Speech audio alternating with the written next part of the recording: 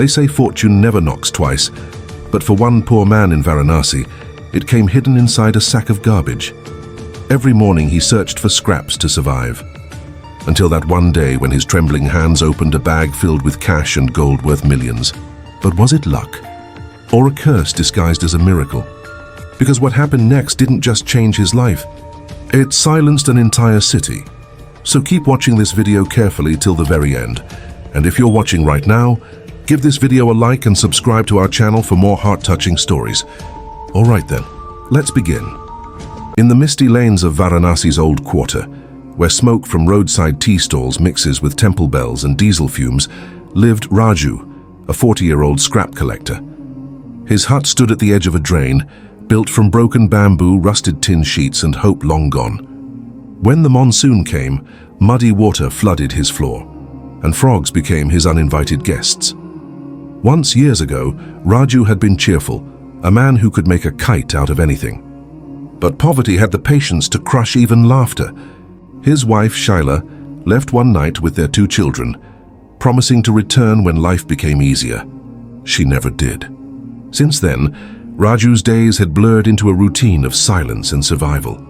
Every morning before sunrise, he slung an old burlap sack across his shoulder and walked barefoot through alleys, searching for what the city threw away: plastic bottles, rusted metal, discarded shoes. Children mocked him, vendors ignored him, and some men covered their noses when he passed. He had stopped feeling humiliation. Only hunger remained. Still, deep inside, he carried a stubborn spark. Each night, as raindrops drummed against his leaking roof, he whispered, "One day my time will come." It was a prayer without faith, but it kept him breathing. One foggy morning, Raju reached the dumping ground earlier than usual. Smoke rose from burning heaps of trash, and stray dogs barked at shadows. As he poked through a pile with his wooden stick, something unusual caught his eye. A large white sack, clean and tied with new rope. It didn't belong there. He looked around. Other ragpickers were busy digging through their own piles. Carefully, he dragged the sack behind a mound and cut the rope with his rusted knife. His hands trembled. When the knot loosened, he froze. Inside lay bundles of cash, neatly stacked to 500 and 1,000 notes, and a few glints of gold wrapped in black plastic. For a moment, he thought his eyes were deceiving him. Raju touched one bundle. The paper felt crisp and cold, almost unreal. His heart pounded like a drum.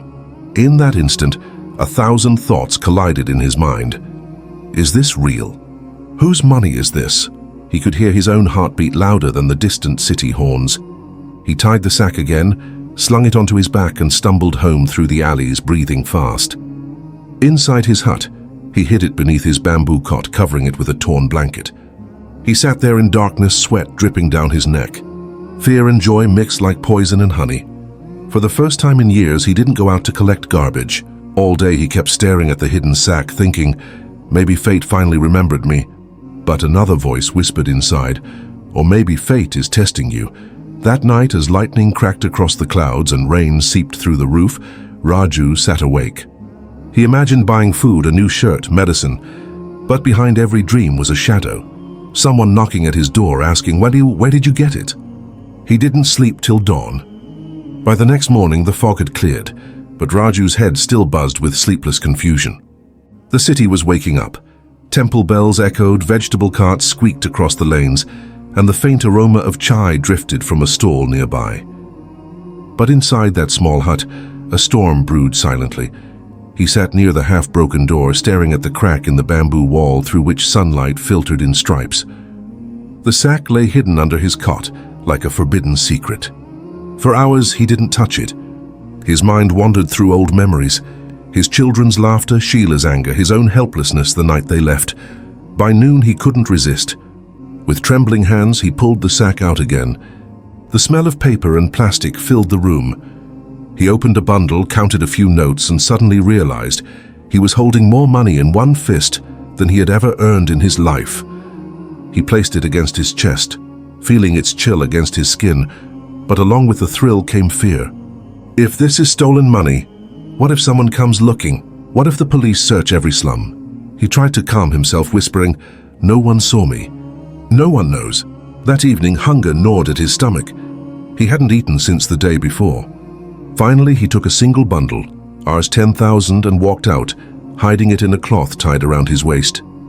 He went straight to a small private clinic on the main road, where he had once been thrown out for not paying the consultation fee.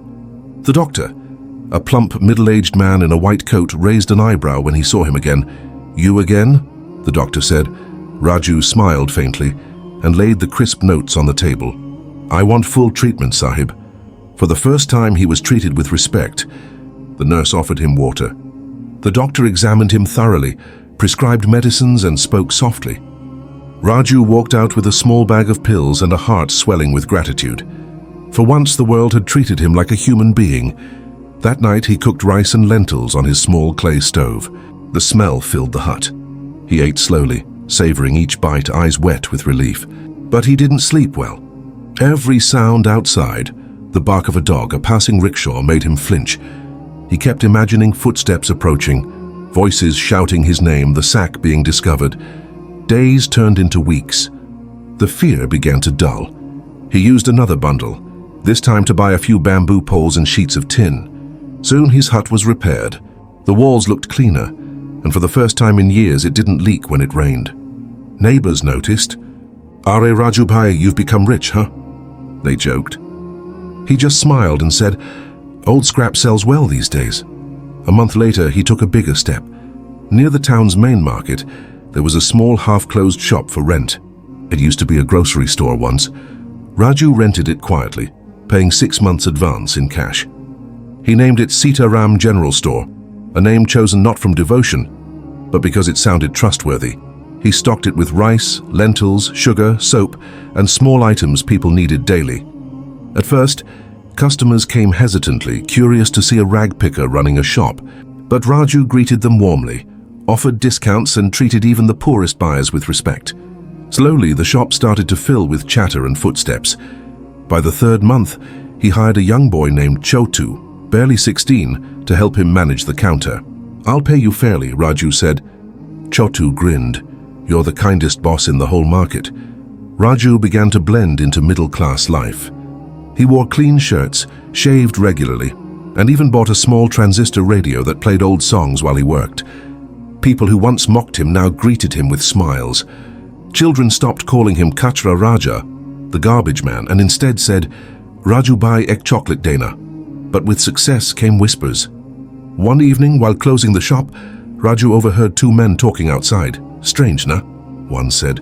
"That Kabadiwala's shop is running better than old Gupta's." "Yeah," the other replied. "Where did he get the money from?" "Maybe he found a treasure in the trash." They both laughed and walked away. Raju's heart skipped a beat. He froze behind the counter until they were gone. When he finally locked the door, his hands were trembling. People are starting to wonder. That night, he sat beside the hidden sack again, staring at it as if it were a living thing. The notes looked the same, but now they felt heavier. "You've given me food," he whispered, "but you've also given me fear." Months passed and the shop turned into a small business. He saved enough to buy a second-hand delivery van. He started supplying groceries to nearby villages. On paper, it looked like a simple trade, but inside, his wealth was growing faster than any honest business could explain. Then came the day that changed everything again. One humid afternoon, while sipping tea in his shop, Raju glanced at the small TV kept on the counter. The news anchor's voice rang sharp. "Breaking news from Lucknow. A massive corruption scandal has been uncovered. Millions of rupees in cash and gold have gone missing from a senior government officer's hidden stash. Authorities are still tracing the missing amount, believed to be stored in sacks and boxes and secretly dumped across nearby districts." Raju's cup slipped from his hand, spilling tea across the counter. The anchor's words kept echoing. "Missing amount, sacks, dumped across districts." He couldn't breathe. It felt as if every sound around him vanished. He turned off the TV, closed the shop early, and rushed home. Once inside, he pulled the sack out and opened it again. The same bundles of money stared back at him, identical to the ones shown on the news screen. It hit him like lightning. This wasn't fate. It was evidence. He collapsed onto the floor, clutching his head. What if they find out? What if someone traces the serial numbers? What if the police come? The air felt thinner. He could barely inhale. He wanted to burn it, throw it away, bury it. but the thought of losing it twisted his heart with greed and fear at once. That night, he couldn't sit still. He locked the door, shut the windows, and lit an oil lamp. Shadows danced across the walls as he whispered to himself like a man half mad. I didn't steal it. I found it. I didn't hurt anyone. It's mine now. But his conscience whispered louder. It's not yours. You're living someone else's crime. Before dawn, he finally made a decision. He wouldn't throw the money away, but he'd change how he used it. If this wealth came from corruption, he'd use it for good. Maybe that would cleanse the sin. From that day, Raju began to give quietly. He donated to the local school to repair its leaking roof.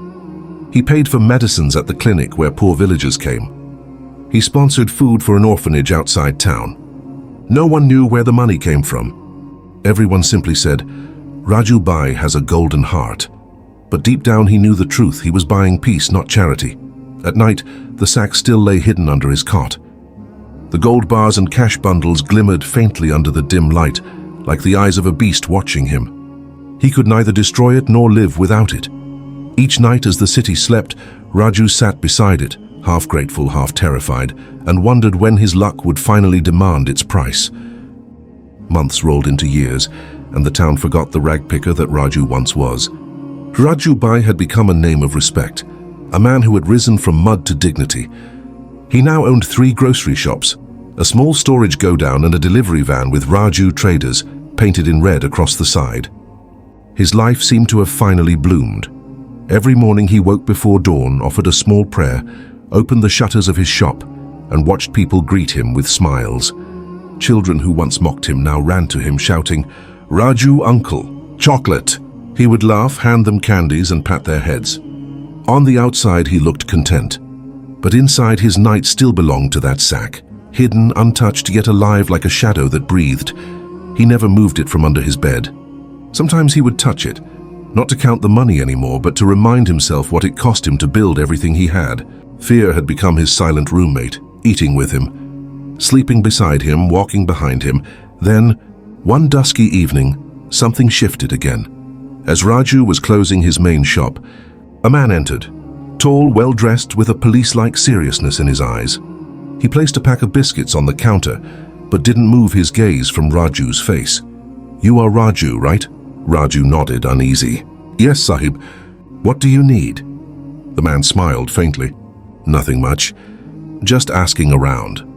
There was a sack, white, tied with rope, found missing from the dumping ground 2 years ago. Some people say they saw a man carrying one early that morning. Ever heard of anything like that? The world seemed to spin. The man's calm tone felt sharper than a knife. Raju's throat dried up. He forced a laugh. A sack? That place is full of sacks, Sahib. We pick hundreds every day. The man nodded slowly, his eyes cold. Yes, but this one was special. It carried someone's fortune. You see, sometimes fortune gets misplaced. And we find it in the strangest hands. Without another word, the man paid for the biscuits, turned and walked out. Raju stood frozen until the last echo of his footsteps vanished. His palms were wet, his heartbeat thundered in his ears. That night he didn't go home. He sat on the riverbank till sunrise, staring at the muddy Ganges water. Were they onto him? He remembered the news. It had been years, maybe they were reopening the investigation. When he finally returned, the sack felt heavier than ever. He wanted to bury it somewhere far away, deep under the earth where no one could ever find it. But greed and guilt locked him in place. Then, as if destiny wanted to confuse him more, a new face entered his life. A few weeks later, a woman started visiting his shop regularly. She wore simple cotton saris and always carried a calm sadness in her eyes. Her name was Kamla, a widow from a nearby village. She came to buy rice and sugar but stayed to talk. Her voice was soft, and her smile sincere, the kind that didn't see Raju as the rich trader but simply as a man. At first, Raju avoided long conversations. He didn't trust the world anymore. But Kamla's warmth melted his caution. She listened when he spoke about ordinary things, how rains were lighter this year, how children deserved better schools. She often said, "You've changed this town, Raju Bai. People respect you now. You should be proud." That one word, respect, pierced deep. Because every time someone said it, his conscience bled a little more. respect built on stolen wealth. Is that really respect? Yet Kamla's presence brought a strange peace. She started helping him in small ways, arranging shelves, keeping accounts. Her handwriting was neat, her manners graceful. Within months, she became a part of his routine, like sunlight filtering softly through the window each morning. One evening, as they were locking the shop, Kamla asked gently, "Why do you always look so restless, Raju-ji? You've done so much good, but it feels like you're still carrying something heavy inside." Raju stared at her speechless. For a moment, he almost wanted to tell her everything. The sack, the fear, the sleepless nights. But words froze in his throat. Finally, he forced a smile. "Some weights never leave you, Kamla-ji. You just learn to walk with them." A silence followed. She looked at him, her eyes deep with understanding, but she didn't push further. That night, for the first time in years, Raju dreamt of peace, not of money, not of fear, just peace. And when he woke, he made a decision that would change everything again. He decided to use the remaining money for something truly pure. Within weeks, construction began near the edge of the town. A small school made of brick and hope. A bright blue signboard read, "Noor Public School, free education for all." Raju poured his heart into it. The same hands that once dug through trash now helped carry bricks, paint walls, and serve water to the laborers. When the school finally opened, children filled the courtyard with laughter. Kamla handled the accounts. Raju managed supplies. Watching those children read their first alphabets brought tears to his eyes. He realized something profound. Money, no matter how cursed, could become sacred if it gave others a chance to live. Soon after, he also funded the repair of the town mosque, whose roof had leaked for years. The imam, an old man with a trembling voice, raised his hands and prayed aloud. "May the Almighty bless the man who gave without asking for anything in return." People started calling Raju Mohsin Raju, the benefactor. But with fame came eyes. Journalists wrote about him. Local officials visited. A government officer once shook his hand and said, "People like you are the backbone of this nation." Raju smiled politely, but inside, a familiar chill crept back. The same kind of man, the same voice tone who once hid corruption behind polished shoes and kind words. If they only knew whose money built all this. Every night as the town slept, Raju sat beside the sack again. It was lighter now, but not empty. Gold bars still lay beneath the bundles of cash.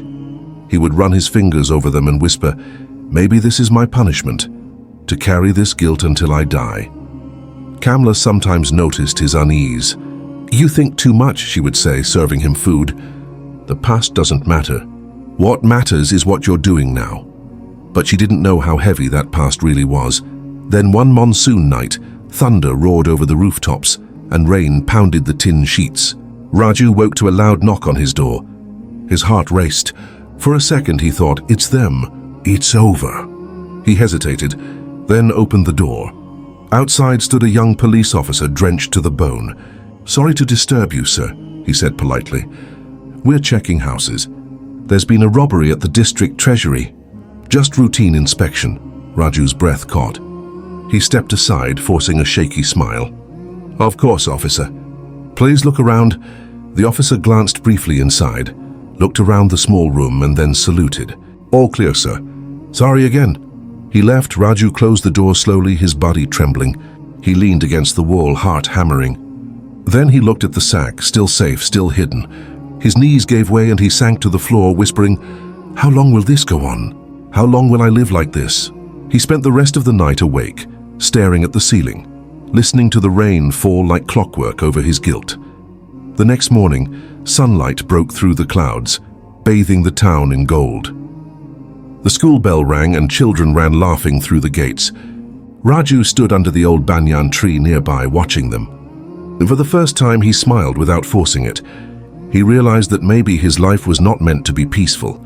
Maybe his destiny was to live between redemption and fear, to spend each day giving away what sin had given him. Years later, people still told his story. The ragpicker who became a saint, the poor man who built a school, the humble trader who never sought praise. No one ever discovered the truth, and in that small house, long after Raju was gone, workers renovating the floor found an old, dusty sack buried under the cot, half full of faded notes and gold bars. They looked at each other in disbelief. The police were called, the reporters came, and the headlines the next day read, "The Saint of Varanasi, his last secret unearthed." But those who truly knew him said softly, he was not a saint. He was just a man trying to pay back his fate. And somewhere beyond the mortal world, perhaps Raju finally smiled, free at last from the weight that once chained his soul.